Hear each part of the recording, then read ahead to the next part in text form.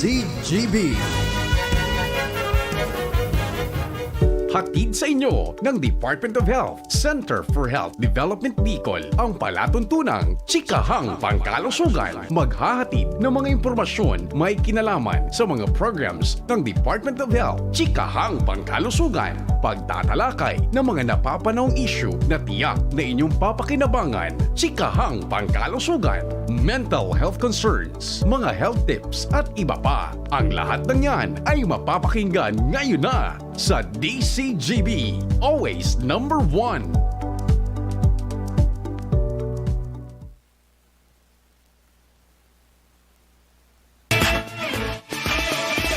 Tara na, mag-res bakuna para bawas pagamba. Dahil sa res bakuna, bawat buhay ay mahalaga. Sa res bakuna, huwag kang patatalo sa pagsubok na ito. Ituloy natin ang laban, mayroon tayong paraan. Tuloy ang trabaho, tuloy ang pag-aaral. Para sa kapwa Pilipino, para sa ating mga mahal.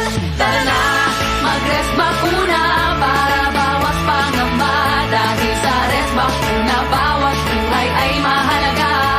Mag-res bakuna, mas protektado ang pamilya. Kasaganang mas hugas iwas, kinabukas ay maganda. Sa res bakuna. At ayan, nakatuto kayo sa programa ng Department of Health, Bicol Center for Health Development, ang Chikahang Pangkalusugan, kung saan isang oras tayo magchichikahan tungkol sa mga health programs at health events ng Department of Health. Ako si Maxine. At ako si Joanna. Ayan, so abangan natin kung ano ang ating magiging topic for this morning. So bago tayo magchikahan tungkol sa ating topic, alamin muna natin kung ano ang latest mula sa Department of Health. So Joanna, ano ang ating latest chika? Yes, of course, ang ating latest news from Department of Health ay ang ating COVID-19 Bulletin number 2022-0008. So this is as of May 30, 2022 po. So sa cases po kami 22 to 28, 2022 or the morbidity week 19, mayroon po tayong naitalang 8 bagong kaso ng COVID-19. So ito po ay na-record nga from May 22 to May 28, 2022. So total cumulative case na po natin, simula nung naka-report tayo ng cases noong March 2020, ay nasa 59,113 na po. For our active cases naman po, nasa 413 po ang active natin. So sa 8 na bagong kaso ng Bicol Region, 3 po dyan ay mula sa Albay. Tig-isa po ang Daraga, Covellar at Tabaco City. Sa Camarines Sur naman po ay 2, tig-isa ang Libmanan at Naga City at 3 naman po ay mula sa Pirac, Catanduanes. For our recoveries naman po, mayroon tayong na report na 37 recoveries from May 22 to May 28, 2022. So total na po natin is 56,139 reported recoveries. So sa 37 na bagong recoveries po na naitala for the week, 2 po ay from Albay, 26 from Camarines Sur, 1 from Catanduanes, 5 from Sorsogon at 3 from Naga City. Samantalang sa deaths naman po, unfortunately, mayroon pong na-report na 13 deaths from May 22 to May 28, 2022. So ang total na po is 2,578 reported deaths po sa Bicol Region related po sa COVID-19. So sa 13 na bagong deaths na na-report po, 1 po ay mula sa Camarines Sur, 7 mula sa Masbate, 2 sa Naga City at 3 po mula sa ibang probinsya. So paalala lamang po natin na itong mga report na ito ay hindi po nagre-reflect yung actual deaths po ng mga na-report sa atin. Ang pag-report po ng deaths ay based po sa mga validated reports na may kasama ang death certificates. For our COVID-19 vaccination naman po, as of May 28, 2022, ang ating coverage ng target population ay nasa 73.23% na po. Ang percent coverage din po for our senior citizen ay nasa 67% po. For our numbers of fully vaccinated individuals, total 3,378,670 na po ang nabakunahan or yung fully vaccinated sa Bicol Region. Ang mga naka-receive naman po ng booster dose or additional dose ay nasa 371,000 po. So from May 22 to 28 po, mayroon po tayong na total na bilang na nabakunahan na 11,965 and naka-receive naman po ng booster for that week ay 7,109. So for our healthcare utilization, as of May 27, 2022, 28 po ang nagagamit sa ating non-ICU beds over that a total of 893 non-ICU beds na dedicated for COVID-19 patients. For our ICU beds naman po, may isa pong nagagamit out of 79. So for severe and critical admissions po, mayroon pong 3. So yan lamang po ang ating COVID-19 related updates. Para naman tayo sa topic natin for today. So Max, introduce our topic and ang ating mga kasama sa chikahan na ito. Okay, so ang May 31 po, para sa kaalaman ng lahat, ay ating inobserve ang World No Tobacco Day. So para malaman natin kung ano nga ba ang mga epekto ng mga produktong may tobacco, nakausap natin si Sir Steve. Siya ay mula sa Health Promotion and Communications Cluster ng DOH Bicol CHD. So siguro wag na natin papatagalin pa. Panoorin natin ang ating naging chikahan with Sir Steve.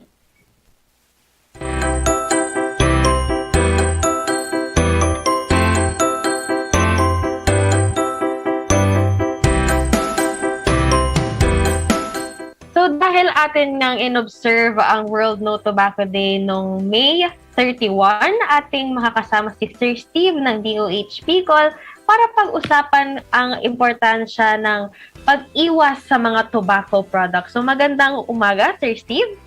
Magandang umaga po, Ma'am Maxine, at magandang umaga rin po sa ating mga tagapakinig sa ating radio stations and also sa ating mga tagapanood sa ating DOH Facebook Live. Ayan. So, sir, bigyan niyo na lang po kami siguro ng parang basics kung ano nga ba po itong World No Tobacco Day. Okay, tamang-tama kasi napag-uusapan ngayon ang tungkol sa tobacco at sa mga sakit na naidudulot nito. So, ang World No Tobacco Day ay naglalayo na itaas ang kaalaman ng mga tao tungkol sa mga peligro or dangers na dala ng tobacco or paggamit ng tobacco. So kasama na dito, Ma'am Maxine, hindi lang yung primary na naninigarilyo or gumagamit ng tobacco, kasama na rin dito yung mga nakapaligid doon sa mga naninigarilyo at yung tinatawag natin na third-hand smoke or yung mga na-expose doon sa mga lugar kung saan maraming naninigarilyo. Kahit wala na yung actual na tao na gumagamit ng tobacco, maaari pa rin manatili yung mga chemicals doon sa lugar kung saan naninigarilyo itong mga tao ito.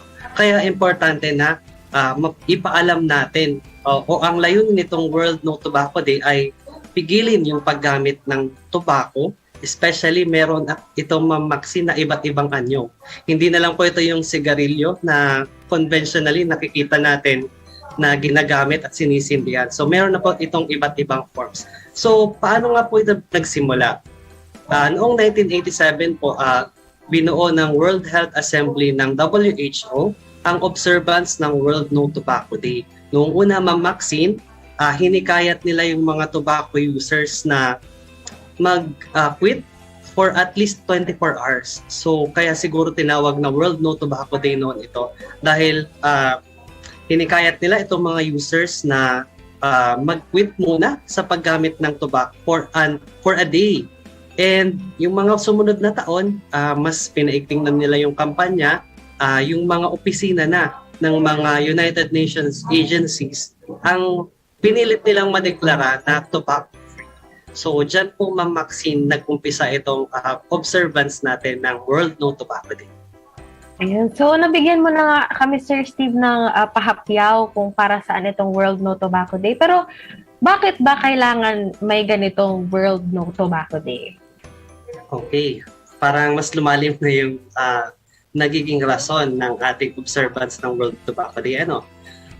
Ayon sa World Health Organization, Ma'am Maxine, ang mga sakit na may kinalaman sa pamumuhay o lifestyle ng isang tao, yung mga tinatawag natin na non-communicable lifestyle-related diseases ang karaniwang rason ng pagkamatay ng mga tao sa mga lugar or bansa na tinatawag nating lower middle income countries. So kasama dyan ang Pilipinas. Ang mga sakit na ito, Ma'am Maxine, ay yung sakit sa puso, sakit sa ugat sa utak, sakit sa baga at diabetes. So noong 2021, pinatotohanan ng Philippine Statistics Authority na ang mga Pilipino po noong taon na yon, ang common cause ng kanilang pagkamatay, same din doon sa nilabas na datos ng World Health Organization. So ito yung sakit sa puso, sakit sa utak, ang mga pangunahing dahilan ng pagkakamatay ng mga Pilipino. So nakita, Ma'am Maxine, sa mga pag-aaral na ang tobacco ay isa sa pinakamalaking dahilan ng pagkakamatay na maaari naman sanang maiwasan or yung mga preventable deaths na tinatawag natin. So sanhi ito ng mga kamatayan ng higit sa 8 milyong tao sa buong mundo taon-taon. At pagkakaroon din po, Ma'am Maxine, ng iba't ibang mga karamdaman ng higit sa 10 milyong mga tao. So ang pagkonsumo po nitong tobacco sa kahit anuman pong anyo nito, maging conventional man po yan o mga tinatawag nating novel products, ay nagbibigay po ng peligro na maaaring humantong po sa karaniwang sanhi ng mga kamatayan tulad ng nabanggit natin kanina sa puso, sa ugat at cancer. Kasama na po dyan. So yung pagdiriwang ng No Tobacco Day, ipinapaalam natin sa publiko na mayroong hindi magandang mga epekto itong paggamit ng tobacco at yung mga karaniwang practices ng mga tobacco companies kung paano nila minamarket itong mga tobacco products nila, as well as pinapaalam din natin sa pamamagitan ng observance na ito yung mga hakbang na ginagawa ng buong mundo collaboratively para masugpo itong epidemic ng tobacco. At syempre, importante din, Ma'am Maxine, dahil sa observance na ito, pinapaalam natin sa mga kababayan or sa lahat ng tao kung ano yung magagawa nila para magkamit nila yung kanilang right to health and right to malusog na pamumuhay. At syempre, para rin maprotektahan natin yung mga susunod pang henerasyon. So, ang target natin ay magkaroon ng tobacco-free generation. So sana hinihiling natin sa tulong ng iba't ibang stakeholders through this World No Tobacco Day na yung ating mga kabataan ay hindi na ma-expose dito sa humaling or highly addictive na tobacco products. So Ma'am Maxine, ang tobacco epidemic ay isa sa mga pinakamalaking public health threat na kinaharap ng buong mundo. So isa lang po ito kasama ng siguro ng COVID-19 pandemic natin ngayon, meron din po tayong epidemic ng tobacco. Ayan, so napakahalaga talaga, sir, na i-observe natin itong World No Tobacco Day. So kanina nga, sir, nabanggit ninyo na yung tobacco ay mahanap sa iba't ibang anyo. So ang alam natin yung common na ginagamit dito sa Pilipinas at sa ibang bansa ay yung mga sigarilyo. Ano po ba, sir, yung pinagkakaiba ng tobacco sa mga sigarilyo or yung mga cigarettes? Yes. Sige, Ma'am Maxine, siguro umpisa natin i-define kung ano yung tobacco. So yung tobacco po, ito po ay isang halaman na tinatanim. Dahil po tinatanim siya para gamitin po yung kanyang mga dahon. Yung mga dahon po nito ng halaman na tobacco ay pinoproseso bago makagawa po ng iba't ibang tobacco products. So ano yung mga tobacco products, Ma'am Maxine? Nandyan yung conventional natin na cigarette or sigarilyo. So binubuo ito ng rolyo ng mga dahon ng tabako na nakabalot sa papel na hindi gawa sa tobacco. So meron itong filter at mas maliit ito kumpara sa cigar. Susunod, yung tinatawag po, Ma'am Maxine, na cigar. So ang pagkakaiba ng cigar sa cigarette ay una, mas malaki yung cigar compared dito sa cigarette, and yung rolyo ng tobacco, nababalot din siya sa mismong dahon din ng tobacco. So, kung yung cigarette natin ay nababalot siya doon sa papel or ng tobacco na cover, itong cigar ay nababalot sa mismong dahon din ng tobacco. At mas malaki ito kumpara doon sa ating regular na nakikitang sigarilyo. So, meron din po tayo, Ma'am Maxine, na tinatawag na smokeless tobacco. So, ito po yung ginagamit sa pamamagitan po ng pagnganga or paglalagay ng yung rolyo ng tobacco sa pagitan ng pisngi at nilagit po ng bibig. Tapos meron din po tayong tinatawag na heated tobacco products. So yung heated tobacco products po, ito po ay maaaring gumamit ng liquid or pwedeng gumamit po ng loose tobacco leaves. So ito po, unlike doon sa traditional na cigarette or cigar, ang binubuo po nito ay aerosol. So, hindi po smoke. So, aerosol po ang ibinubuga nito or napoproduce. Pero, tandaan po natin, kahit aerosol po yung nag-produce niyan, meron pa rin po itong content na nicotine na highly addictive at meron pa rin po itong content similar po doon sa mga conventional tobacco products na nakaka-apekto po sa ating kalusugan. Yan. So, bigyan nating diin din, Sir Steve, na kahit anong anyo ng tobacco ang dapat lahat ito ay nating iwasan. Dahil lahat naman ito ay makaka-apekto sa ating kalusugan. Pero, ayan nga po, Sir Steve, paano nga ba ito nakaka-apekto sa ating kalusugan? Ano ang ginagawa nitong tobacco product sa ating katawan? Yan. So, magandang tanong yan, Ma'am Maxine. So, yung paninigarilyo ng tobacco ay nakaka-apekto sa iba't ibang aspeto ng ating kalusugan. So, Ma'am Maxine, una na dyan, nabanggit na natin kanina, na ang tobacco ay mayroong sangkap na tinatawag na nicotine. So, yung nicotine, ito ay isang chemical na highly addictive. So, ang binibigay nito sa katawan is binibigyang daan niya na makapaglabas yung ating brain or yung ating utak na tinatawag natin, Ma'am Maxine, na happy hormones. So yung happy hormones, yun yung dahilan ng pansamantalang magandang pakiramdam na nararanasan habang tayo ay naninigarilyo ang isang tao. So ito rin, Ma'am Maxine, yung dahilan kung bakit nagiging physically dependent ang isang tao sa paninigarilyo. So kapag bumaba na yung level ng mga happy hormones na yun, nagkakaroon na ulit ng cravings na gumamit or paulit-ulit na manigarilyo para maabot yung tinatawag nating good feelings na dala ng mga happy hormones na iyon. So, dahil sa paulit-ulit ngang gumagamit ng sigarilyo ang isang tao, dahil sa pagiging addictive nitong nicotine, paulit-ulit din or nagko-compile yung mga exposure na nangyayari sa paggamit ng sigarilyo. So, nai-expose din yung both yung ninigarilyo and yung mga taong nakapaligid sa kanya, Ma'am Maxine, doon sa iba't ibang, hindi lang iba't iba, libo-libong mga chemical mula sa usok ng sigarilyo. So, ang mga chemical na ito ay karaniwan, Ma'am Maxine, makikita natin sa usok ng sigarilyo at the same time, nakikita rin natin ito sa mga common products na ginagamit sa bahay, halimbawa sa pintura, insecticide, sa usok ng sasakyan, sa gasolina na ginagamit ng mga sasakyan, yung tubo ng tubig or kuryente na nasa bahay, yung chemical na nakikita sa baterya ng mga sasakyan or ng mga appliance natin sa bahay, at yung chemical na nakikita rin sa panlinis sa bahay at maging yung mga paint cleaners at iba pa, Ma'am Maxine. So, kung makikita natin, talagang napakadelikado ng mga content na chemical nitong ating sigarilyo. Sa katunayan, Ma'am Maxine, ang paninigarilyo ay nakakasira ito sa ating unang-una, di ba, ginagamit natin siya gamit ng ating bibig. So, maaari itong sirain ng ating mga ngipin na pwedeng makaapekto sa ating overall nutrition. Pangalawa, yung mga structures, Ma'am Maxine, na naglilinis sa daanan ng hangin.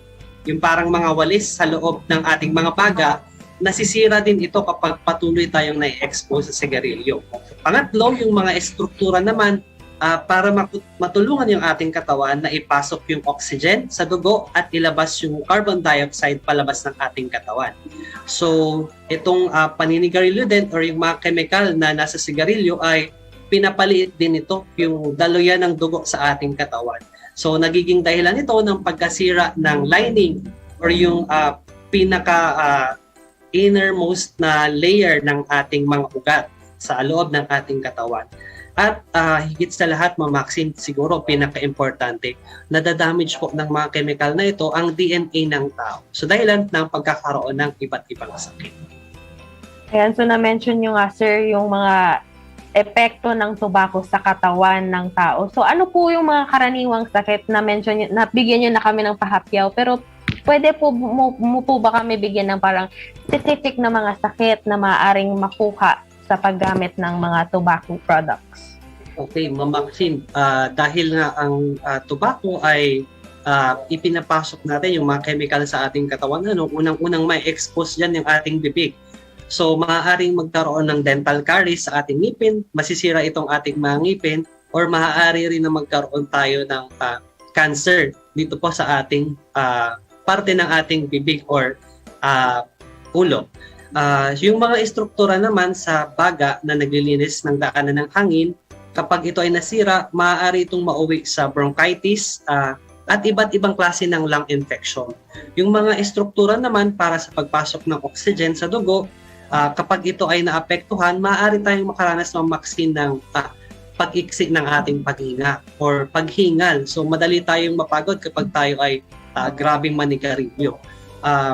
Yung ating daluyan ng dugo, kapag ito ay na-damage ng chemical sa tobacco, maaari itong Maxine mauwi sa atake sa puso or kaya naman ay stroke. And kapag na-damage ang ating DNA, dito na po mag-uumpisa yung pagkakaroon ng iba't ibang uri, iba't ibang types ng cancer sa ating katawan, Ma'am Max. Ayan, so ngayon na alam natin kung ano ang mga epekto ng tobacco products sa ating katawan, siguro naman ay mas nakumbinsi ang ating mga tagapakinig, lalong-lalo na yung mga ngayon ay gumagamit pa ng tobacco products na baka pwedeng tigilan na nila ang kanilang bisyo. So ngayon naman, sir, meron tayong mga naririnig sa ating environment or sa community, or meron rin tayong mga nakikita online, lalong-lalo na sa social media, na mga parang mga facts or myths tungkol sa paggamit ng tobacco use. So siguro po, Sir Steve, magpapatulong kami sa pagde-debunk or pagpapatunay na ang itong mga naririnig natin o nababasa ay totoo or hindi. So ang una po, Sir Steve, ay smoking is a choice daw po. Yes, definitely, Ma'am Maxine. Ang smoking ay choice. At dahil dyan, meron tayong capacity na piliin na hindi manigarilyo, or pwede nating piliin na i-avoid yung smoking kumpara sa paggamit nito. So yes, it's a choice, Ma'am Maxine. At meron tayong capacity or meron tayong abilidad na pumili at piliin ang desisyon na makakapagpabuti sa ating kalusugan. So kaya lang, Ma'am Maxine, ang challenge dito ay kapag doon sa ating mga smokers, kapag pumasok na yung pagkadepende sa nicotine, so kailangan na ng mataas na level ng commitment para mag-quit. So doon sa mga hindi pa naninigarilyo, it's better not to start po. Okay. So ang susunod naman, sir, madalas nating marinig or makita, lalong-lalo na galing sa mga taong nagsismoke na, so smoking helps to relieve stress daw po. Totoo po ba ito, sir? Actually, Ma'am Maxine, ginagawang dahilan ng iba na ang stress or ang pag-i-experience ng stress para manigarilyo sila. Pero tandaan natin, Ma'am Maxine, na yung stress ay normal na parte ng ating buhay. So kasama ito sa ating pamumuhay. Kaya naman, mas mainam na humanap tayo ng ibang mga paraan para i-manage ito, gaya ng exercise, relaxation, at pakikipag-usap sa ating mga kaibigan. Okay, thank you, Sir Steve. So ang susunod natin na myth or fact, ang filters and light cigarettes daw make smoking safer. Totoo po ba ito, sir? Definitely no. Dahil, Ma'am Maxine, tandaan natin, no amount of exposure is considered safe. May it be merong filter or kung tinatawag man nilang light, itong tobacco products na gagamitin. Sa katunayan, Ma'am Maxine, kahit yung mga second-hand smoke ay nakakasama rin sa ating kalusugan. So, it's a no po. Thank you, Sir Steve, sa clarification. So, ang susunod naman, sir, an occasional cigarette is no big deal. Tama po ba ito, Sir Steve? Ay, hindi po, Ma'am Max. So, tandaan po natin na kapag tayo ay mayroong opportunity na iwasan itong paninigarilyo, kunin na natin ito. Kasi dapat nating tandaan na yung tobacco, Ma'am Maxine, ay may potential na tayo ay maging dependent nito dahil sa presence ng nicotine. So, by not initiating na gumamit ng sigarilyo, Ma'am Max, hindi lang natin pinoprotektahan yung ating sarili, but as well as yung ating mga ka-family and friends na pwedeng ma-expose dito sa second-hand and third-hand smoke. Ito naman na susunod, sir, madalas din natin marinig sa mga nagsisigarilyo na ngayon. Sabi nila, it's too late to quit. The damage is already done. So, ano po ba ang masasabi ninyo dito, sir? Yes, it's never too late, Ma'am Max, to quit. So, maraming mga magagandang benepisyo pag nag-quit tayo sa paninigarilyo. Yun nga lang, the earlier we quit, the better it is for our health. So, merong mga inilatag na mga benepisyo ang World Health Organization kapag tayo ay nag-quit ng paninigarilyo. So, no matter gaano man tayo katagal na nigarilyo, ito yung mga benepisyong makukuha natin, Ma'am Max. So, 20 minutes after stopping smoke, yung ating heart rate or yung at ang ating blood pressure ay nag-start na maging normal. So, 12 hours after cessation of smoking, yung carbon monoxide levels natin sa katawan ay bumababa. Dahil dyan, kapag bumaba itong carbon monoxide, tataas yung level ng ating oxygen at masusuplayan ng sapat na dami ng oxygen ang mga iba't ibang parte ng ating katawan. One day after stopping smoking, yung risk natin for heart attack ay bumababa dahil nga sa pagbaba rin ng ating blood pressure at ang ating heart rate. 2 days after ka mag-stop, yung taste and smell sensation natin na nadadamage dahil sa paninigarilyo ay mag-start na din siyang mag-recover. 1 month after, yung ating baga ay nagiging mas malusog. Less na din yung ating pag-ubo at hirap or iksi ng paghinga. Yung mga structures, Ma'am Maxine, na naglilinis sa ating airways ay nag-start na din siyang mag-grow ulit at mag-recover. And then, 1 year after, yung ating heart attack risk, further siyang bumababa pa into half. And then, 5 years after, bumababa din yung posibilidad na magkaroon ng mga blood clots sa ating mga daluyan ng dugo. 10 years after, yung ating risk na magkaroon ng lung cancer ay bumababa by 50%.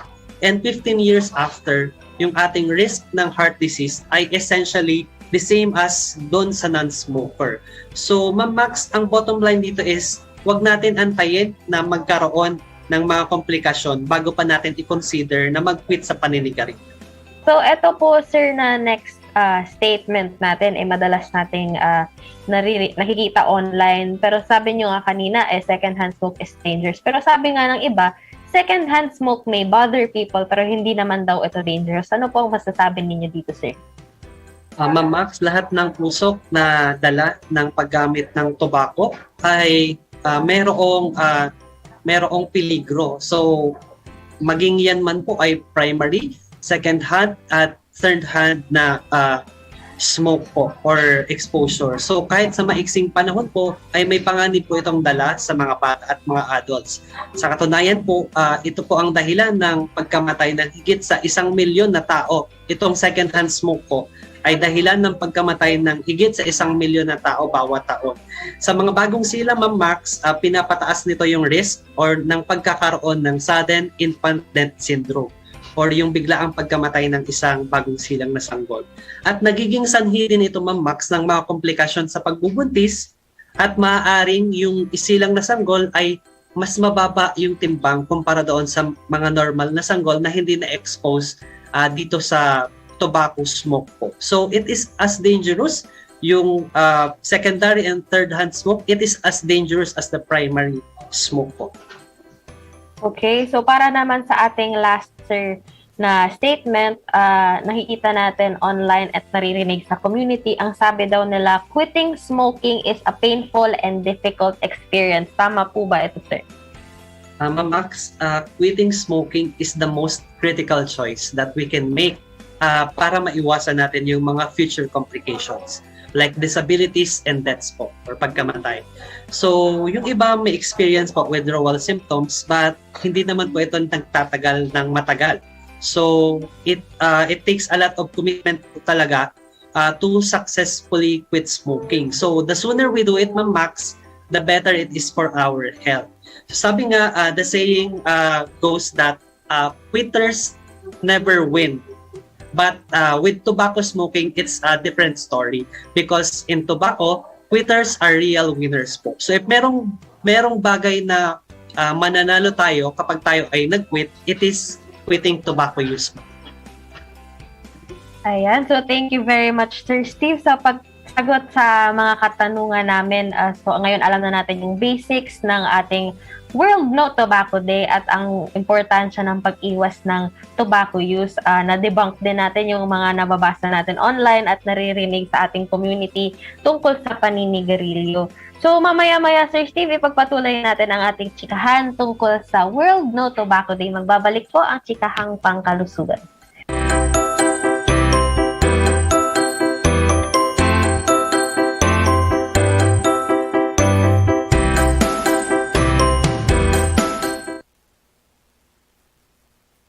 Kamusta ka na? Grabe no, halos 2 taon na tayong ganito. Pero bilib rin naman ako sa mga nagawa natin. Ang pagmamask, bahagi na ng araw-araw. Mas malinis at maingat na rin sa ating mga galaw. Pinahalagahan natin ang kalusugan. Kahit paminsan, kinailangang mapalayo sa minamahal. Nagpabakuna at nagpa-booster. Kahit kabado sa karayom, naging matapang para sa dagdag na proteksyon. Sa pagkakaisa, malayo ang ating narating. Nakabalik tayo sa mga namimiss nating gawin. Kinaya dahil sa alaga sa isa't isa. Kaya sige lang, anumang hamon, mas kakayanin pa. Tuloy ang ingat, tuloy ang angat.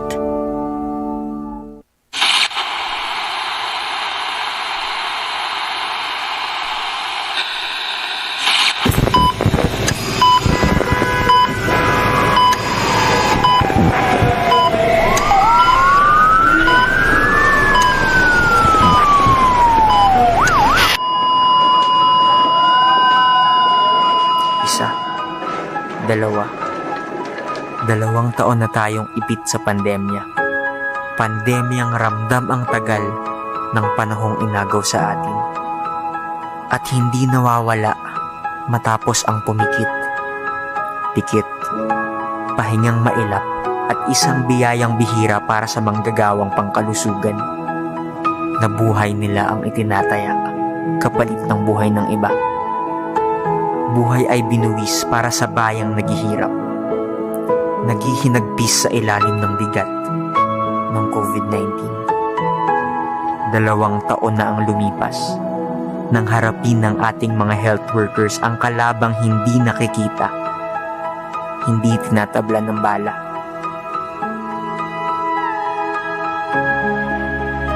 Marami ang nagdurusa, marami ang tumumba. Ngunit sa kabila ng lahat, ay hindi nauubusan ng pag-asa na sa bawat pagsugod ay di na nila aalalahanin kung sila ba'y makakauwi pa, na araw-araw na nilang makakasama ang pamilyang iniwan at sadyang iniiwasan sa takot na sila'y mahawaan, na balang araw ay makikitang muli natin ang mga ngiti ng bawat isa na walang pumipigil. Salamat para kay Lolo at Lola, Mama at Papa, Ate at Kuya, na ngayon magkakasama pa dahil sa inyong pagkalinga. Salamat para sa libu-libong tao na nakabalik na sa trabaho dahil sa patuloy niyong serbisyo. Salamat para sa mga batang ngayon nasisilayan na ang ganda ng mundo dahil sa inyong sakripisyo. Salamat. Ang inyong kalinga, serbisyo at sakripisyo ay hindi biro. Salamat sa hindi pagsuko. Sa araw-araw ng pagbangon, sa aming maramdaman ng na sa puso ng bawat kayo ang tunay naming hero. Nandito ang kagawaran ng kalusugan, nagpapasalamat at patuloy na aagapay sa inyo.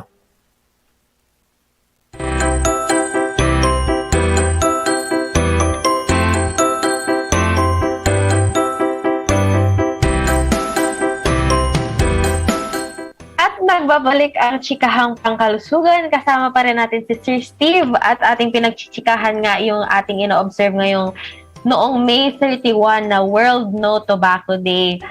So, sir, pag ang isang tao po ba ay tumigil sa pag-smoke ng tobacco products, ma-reverse po ba yung mga epekto ng tobacco sa katawan niya? Yan, magandang tanong yan, Ma'am Maxine. Actually, nabanggit na natin yan kanina doon sa mga tanong na ibinigay nyo sa amin.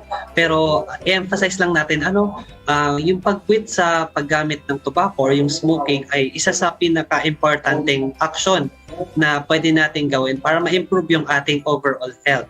So this is true. Totoo po ito, Ma'am Max, regardless of the age and how long po na gumagamit ng tobacco or nag-smoke yung isang tao. Dahil kapag sila ay nag-quit ng smoking, Ma'am Max, nai-improve nito yung health status at nai-enhance nito yung quality of life ng isang tao. Nare-reduce din ito yung premature or maagang pagkamatay at nakakadagdag po ito, Ma'am Max, ng 10 taon sa life expectancy ng isang tao. Nare-reduce din ito kapag nag-quit tayo ng smoking, yung mga risk ng many adverse health effects po, including reproductive health outcomes, yung cardiovascular or mga sakit sa puso, sakit sa ugat, sakit sa baga, at importante din yung makaiwas doon sa cancer. So kapag nag-quit din po tayo sa smoking, nabe-benefit din po nito yung tao na already diagnosed with coronary heart disease or COPD dahil nababawasan yung kanilang risk. And kapag nag-quit din po tayo ng smoking ay nagbibigay din po ito ng benepisyo doon sa mga pregnant women and the fetus and their babies po. So nare-reduce din po nito yung financial burden ng smoking sa tao dahil nababawasan po nito yung pagkakasakit at burden sa ating healthcare system kapag nagkasakit or nagkaroon ng malalang karamdaman yung mga taong naninigarilyo. So sa mga lower middle income countries po kasi limited yung mga resources ng mga bansa. So kapag na-promote natin yung health ng isang tao or naiwasan natin yung mga complications dala ng smoking ay maganda po ito. Maganda po ang epekto nito sa ekonomiya ng bansa. So, while quitting, Ma'am Max, earlier in life na mag-yield siya into greater health benefits po. So, quitting smoking is also beneficial to health at any age po. So, even people na nagsigarilyo na for many years and heavy talaga yung kanilang pag-smoke ay magbe-benefit po at any time na kung sila ay mag-quit na. Pero yung pinapayungan natin is the earlier is the better. Meron din po tayo, sir, na nakikita or naririnig ngayon yung mga e-cigarettes or yung mga vape. Mas okay po ba itong alternative kesa sa tobacco? Or kasing dangerous din po ito ng mga tobacco products? Yes, Mamak, siguro bago natin sagutin yung tanong na yan, balikan siguro natin kung ano yung pagkakaiba ng conventional tobacco or yung traditional sa electronic cigarettes po. So yung traditional na sigarilyo, Ma'am Max, gumagamit ito ng pinatuyong dahon ng tabako at sinusunog ito sa mataas na temperatura para makabuo ng usok. So ang usok na ito ay may mataas na numero ng mga chemical na masama sa kalusugan. Nakakahumaling at maaaring pagdulot ito ng cancer, Ma'am Max. Samantala yung mga e-cigarettes or vape kung tinatawag, ay gumagamit ng e-juice or electronic juice at binivaporize nito yung liquid solution na mayroong nicotine at iba pang compounds. So Ma'am Max, ang i-emphasize natin dito is that hindi po probado na ito ay epektibong alternative doon sa conventional smoking. Actually, switching from conventional tobacco products to e-cigarettes, also from conventional or yung traditional na cigarette and paggamit ng e-cigarette ay hindi po siya kino-considered as quitting. So in fact, Ma'am Max, yung mga bata and adolescent na na-expose or gumamit nitong mga e-cigarettes ay mas double yung kanilang chance na mag-smoke na conventional cigarettes later in life. So with this, hindi talaga siya magandang alternative dahil mas napopromote pa niya na gumamit tuloy ng conventional tobacco products or conventional cigarettes yung mga na-expose dito sa e-cigarettes. So yung e-cigarettes din po, Ma'am Max, ay ini-increase din ito yung risk natin ng heart disease and lung disorders. So it's really not a good alternative po. And nicotine, yung nicotine content ng e-cigarettes is highly addictive drug po that can damage yung developing brain ng mga bata. And yung e-cigarettes po ay dati, meron kasing dalawang klase ng e-cigarettes, Ma'am Max, yung tinatawag nating may nicotine and non-nicotine. So dalawang klase po yun. Pero nung tiningnan nila, yung sinasabi nila na non-nicotine na e-cigarettes ay nagko-contain din pala ito ng actual na nicotine, which is highly addictive po. So bottom line is, hindi po alternative, magandang alternative itong e-cigarettes sa conventional smoking. So it's better to really quit po talaga yung smoking and not resort to this other alternatives po na hindi naman proven na magbe-benefit talaga yung mga gagamit. Dinidiin talaga natin, sir, na mag-quit na mag-smoke ang isang tao para sa kanilang kalusugan. So, paano ba nila ito gagawin, sir? Yes, Ma'am Maxine, tandaan natin na ang pag-quit from a smoker to a non-smoker, yung pag-quit dito, it's a process. So ito ay isang proseso. So dumadaan ito sa iba't ibang stages, and yung mga stages na to ay nag-iiba-iba yung kanilang duration. So maaaring dun sa first, second, third stage, medyo matagal yun bago niya na-discern yung need to quit, and dun sa later stages naman, mas madali niya nang nagawa. So that is also very individualized, Ma'am Max.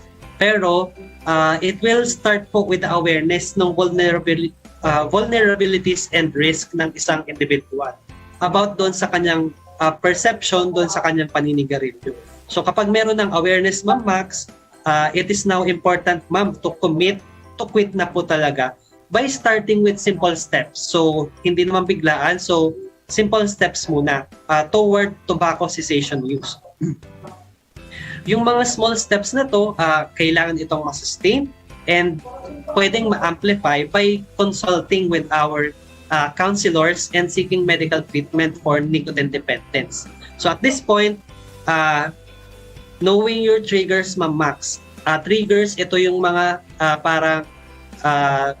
mga pagkakataon kung saan ikaw ay napapaisip, ay gusto kong manigarilyo. So knowing these triggers, Ma'am Max, are important to avoid reverting back to chain smoking or pagtuloy-tuloy ng paninigarilyo until such time that itong bagong positive behavior na quitting smoking has been sustained po, Ma'am Max. So paano ba makakahinto sa paninigarilyo?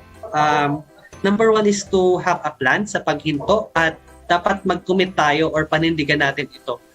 Let's set a date kung kailan tayo mag-start mag-quit, and sabihin natin ito sa ating mga kaibigan, pamilya at katrabaho para sila rin ay ating maging social support para matulungan nila tayo na i-continue itong ating behavior to quit smoking. So dahil nga ito ay isang proseso, dapat asahan natin na mayroong mga hamon. So kaya nga kanina nabanggit natin, so alamin natin yung mga triggers na yon. And alasin natin yung mga produktong tabako sa ating paligid para hindi na tayo maengganyo na gumamit pa nitong mga products na ito. So conquer your obstacle. So mayroong tayong tinatawag na nicotine withdrawal. So challenging itong nicotine withdrawal, pero with a commitment, kakayanin po siya. So hindi ito magtatagal ng mahigit sa 2 linggo, kaya naman siguraduhin during that time maging busy tayo at ma-divert natin yung ating isipan doon sa iba't ibang activities na pwede natin gawin, like exercise and other hobbies na talagang gustong-gusto natin gawin aside from smoking. So cravings, so hindi madaling pukawin yung cravings, Ma'am Max. Kaya naman kapag tayo ay nagki-crave, balikan natin ano ba yung rason or ano ba yung reason bakit tayo in the first place nag-commit na mag-quit sa pag-smoke. So, gawin natin ito sa ating sarili at sa ating mga mahal sa buhay. Kung yun yung ating motivation for quitting smoking. Next is handle our stress. So, kasi nabanggit natin kanina, Ma'am Max, doon sa una mong tinanong, ano po, minsan nagiging dahilan po kasi yung stress, kaya naiisipan ng iba na manigarilyo. Pero i-emphasize natin na stress is part of our normal life, and kaya pwede tayong humanap ng mga alternative na pwedeng maging diversion or para doon natin maituon yung ating energy, kagaya ng pag-ehersisyo, pag-relax, and pagkikipag-usap sa ating mga kakilala at kaibigan. So, importante rin na malaman natin kung ano yung mga triggers natin kung bakit tayo napapaisip na manigarilyo muli. So, kung alam natin kung ano yung mga trigger na ito, iwasan natin ito at manatiling matatag para makayanan natin or maituloy-tuloy natin yung ating journey na pag-quit ng pag-smoke. Yan. So maraming salamat, Sir Steve. Sana naengganyo natin yung mga tagapakinig natin or tagapanood na mag-quit na ng paninigarilyo para sa sariling kalusugan at sa kalusugan ng mga mahal sa buhay at sa mga tao sa paligid. So at this point po, Sir, pwede ba namin kayo mahinga ng message para sa mga nakikinig nood sa ating programa ngayong umaga? Sige po, Ma'am Max, maraming salamat po. So sa ating pong mga tagapanood and tagapakinig, especially po yung mga nag-iisip na talaga na mag-quit na sila sa pag-smoke, yung American Lung Association ay may na-identify na 3 link na chain para doon sa components ng pagiging nating dependent sa paninigarilyo. Unang-una, in-emphasize na mayroong dependence or mayroong nicotine content itong sigarilyo or tobacco na kung saan ito ang nagiging dahilan ng pagiging dependent natin sa sigarilyo. So, pwede tayong kumausap ng healthcare provider about quit smoking medication na pwedeng makatulong sa ating mga symptoms. Pangalawa, yung act of smoking is often part na ng buhay ng isang talagang naninigarilyo. So, mayroon silang mga triggers nga, Ma'am Max, para sila ay makaisip na gumamit or magyosi or manigarilyo. So, yung mga proven na methods para mag-quit ng smoking ay kasama dito yung pag-identify ng mga triggers na ito. And kasama sa proseso ng pag-quit ng smoking ay yung pag-relearn natin ng mga bagong positive behavior and pag-adjust natin ng mga behaviors na to para ma-accomplish natin yung ating quit plan. And also, yung ating social component. So, importanteng i-highlight na sa mga recent na ginagawang mga survey, 80% ng mga smokers ay nagre-report na meron silang nakukuhang support galing sa iba, including yung mga kaibigan, kapamilya, and significant others po. And itong mga support na ito ay napaka malaking ang ginagampanan nitong part para matulungan itong ating kasamahan na gusto na mag-quit para successfully niyang ma-accomplish yung pag-quit niya sa smoking po. So, if you want to commit to quit po, you may also visit yung pinakamalapit na smoking cessation center sa inyong lugar. Pwede pong makipag-ugnayan sa inyong mga local government units or tumawag po sa smoking cessation hotline ng Department of Health at 1558. So, ulitin ko po, it's 1558. It's open po from Monday to Friday from 8 a.m. to 5 p.m. So, pwede po kayong tumawag para sa mga katanungan kung paano kayo matutulungan na makapag-quit sa tobacco. Max, over to you. Maraming salamat po. Ayan, so once again, maraming salamat kay Sir Steve at yan po ang ating naging chikahan tungkol sa World No Tobacco Day.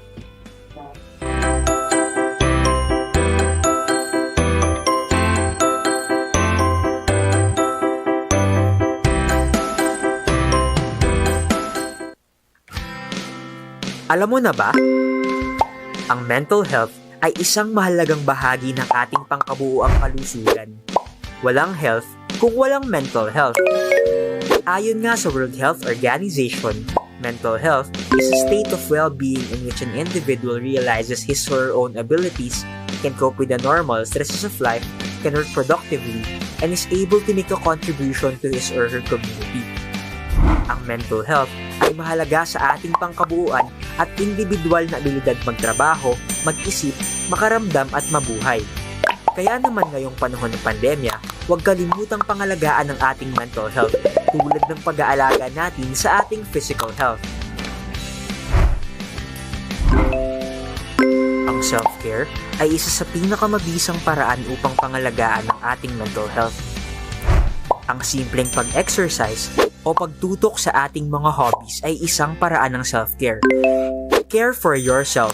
Bigyang oras ang sarili at mga bagay na nagbibigay sa'yo ng saya. Nagkakaroon ka na rin ba ng Zoom fatigue dahil sa meetings o di kaya ay sa online class? Huwag kalimutang magpahinga. Importanteng maglaan ng break at ipahinga ang utak. Maglaro muna ng paboritong games. Malaking tulong ang breathing exercises sa pagpapakalma at para maibsan ang ating pakiramdam. Matuto ring mag-set ng boundaries para sa iyong work-life balance. Matutong irespeto ang work boundaries ng iyong mga katrabaho. Dahil sa pandemya ang ating kinakaharap, hindi mapigilan na tayo ay mapalayo sa ating mga mahal sa buhay. Ngunit hindi dapat maging hadlang ang distansya upang tayo ay mag-hashtag care for others. Nakumusta mo na ba sina lolo at lola this week? How about sina mama at papa? Mga kapatid, kaklase? Kung hindi pa, ang isang simpleng kumusta sa pamamagitan ng video or voice calls o text messages ay tiyak na makatutulong sa kanilang mental well-being. Care for others, ang isang malakas na support system ay nakakatulong rin sa pagpapabuti ng ating mental health. Kung ikaw o sino man sa iyong kakilala ang nangangailangan na makipag-usap sa isang mental health professional, tumawag lamang sa mga numerong ito mula sa National Center for Mental Health. Ito ay libre lamang at kahit sino ay pwedeng tumawag. Ngayong panahon ng pandemya, hindi biro ang pinagdadaanan mo, kaya naman make sure to care for yourself and care for others para sa isang healthy Pilipinas. At ayan nga po ang ating naging chikahan ngayong World No Tobacco Day. So maraming salamat kay Sir Steve sa pag-share ng kanyang mga kaalaman tungkol sa pag-iwas sa tobacco use. So ngayon naman pumunta tayo sa ating mental health exercise for today. At syempre mga kasama natin mula sa Health Promotion and Communications Cluster ng DOH Bicol, si Maite Bobby. So magandang umaga, Denise. Ayan, so para sa ating mental health exercise today, I watched a funny video or movie. So alam naman natin na laughter talaga is the best medicine. Ayan, so dahil nasa panahon pa rin tayo ng COVID-19 pandemic, ang dami-dami nating mga bagay na kailangan seryosohin sa ating physical health, sa ating iba't ibang problema na dulot na rin ng pandemyang ito. Mahirap na rin na kailangan talaga natin na once in a while, tumawa naman tayo for a change. So, ano nga ba yung mga benefits of laughter? So, ang laughter, sinasabi nga na ito ay nagdodraw ng iba't ibang it draws people together.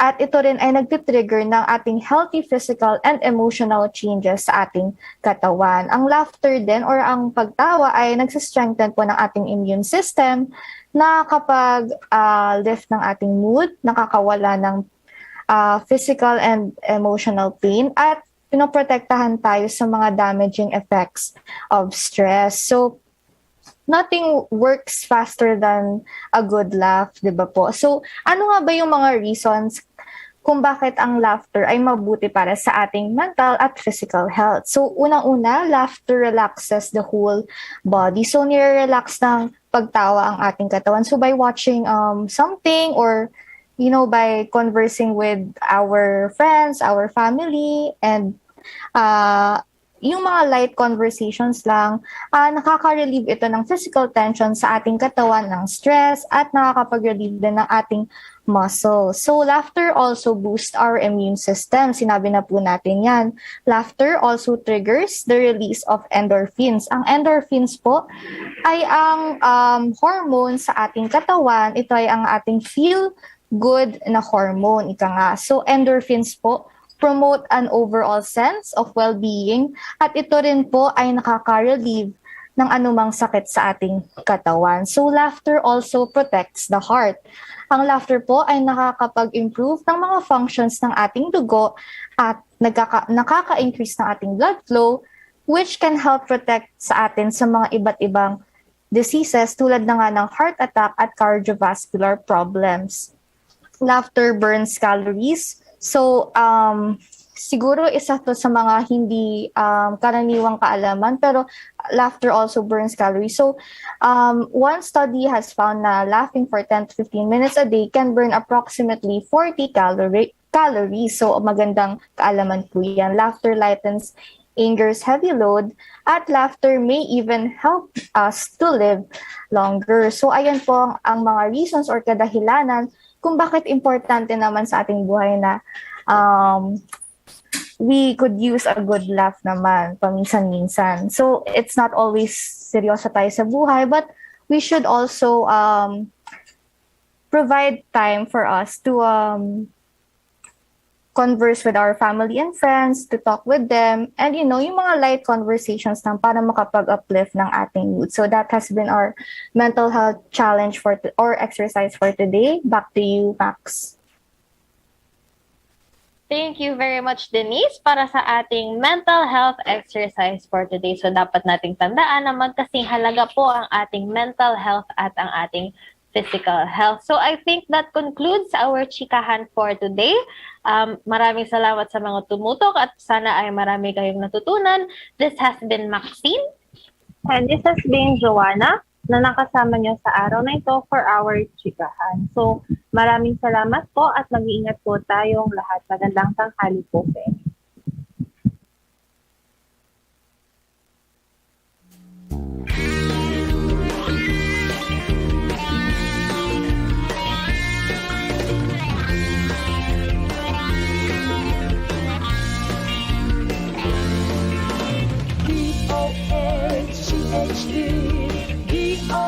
DOHCHD, Servisyo sa Ludicolo. Na ako, kita gabos, magkarabang, magkaigwang, maray na salud. DOH, may dekalagad na servisyo. Madaling dulog ko, nagtatawag, nagpapadabang. Mga programa nagkasama ng sinda sa serbisyo, matawang solusyon ang mga kahilangan. DOHCHD, DOHCHD, serbisyo sa Ludicolo.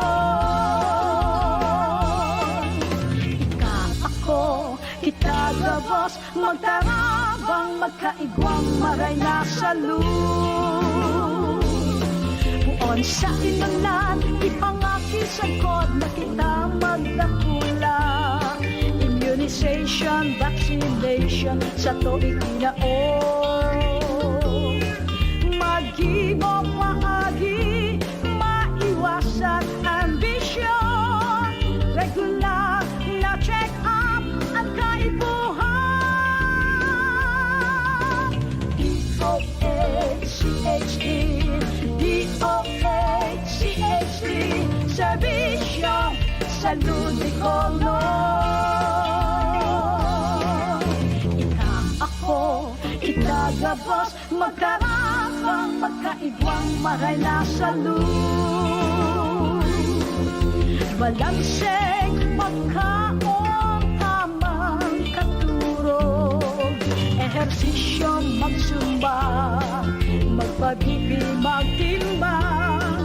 Dapat kita magmano, magpartisipa.